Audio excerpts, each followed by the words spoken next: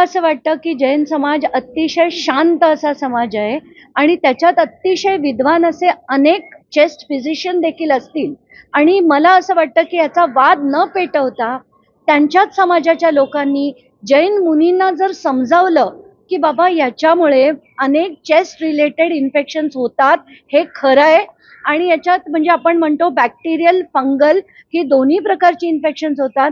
फंगलमध्ये हिस्टोप्लाझ्मोसिस असो, क्रिप्टोकोकोसिस असो, बॅक्टेरियलमध्ये सॅल्मोनेला इकोलाय अशा अनेक इन्फेक्शन्सनी न्यूमोनायटिस होतं आणि हे फॅक्ट आहे. आणि एवढंच नाही, पुढे जाऊन सुद्धा लंगमध्ये फायब्रोसिस होतं. हे आता मी का म्हणते, कारण मी 25 वर्ष डायग्नोस्टिक सेंटर चालवलं होतं आणि अशा असंख्य केसेस आमच्याकडे यायच्या. तर मला असं वाटतं की हा वाद आणि चिघळवण्यापेक्षा सरकारने मध्यस्थी करून जैन समाजाच्या डॉक्टर्सकडनं जैन समाजांच्या मुनींची मध्यस्थी करून सरकारने मध्यस्थी करून हे सोडवलं तर बरं होईल. म्हणून काल मी प्रकाश आंबेडकरांना काल संध्याकाळी फोन देखील केला की सरकारने मध्यस्थी करून हे तात्काळ करून घेण्यात यावं.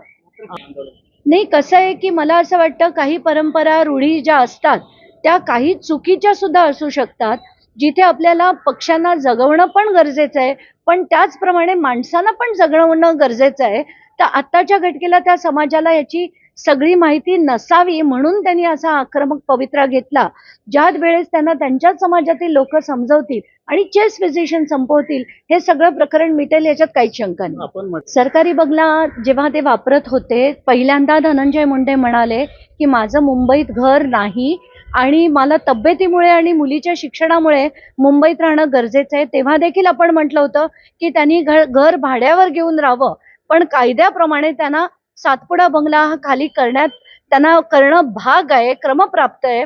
पण आत्ताच्या घटकेला आपल्याला दिसतंय की त्यांच्या 2024च्या ॲफिडेव्हिटवर वीर भवन नावाचं एक बिल्डिंग आहे जिथे 902 नंबरचा फ्लॅट म्हणजे 2151 स्क्वेअर फीटच्या बहुतेक तो 4 बेडरूमचं घर असावं, तो फ्लॅट असताना देखील सातपुडा बंगला ठेवणं हे अतिशय चुकीचं आहे.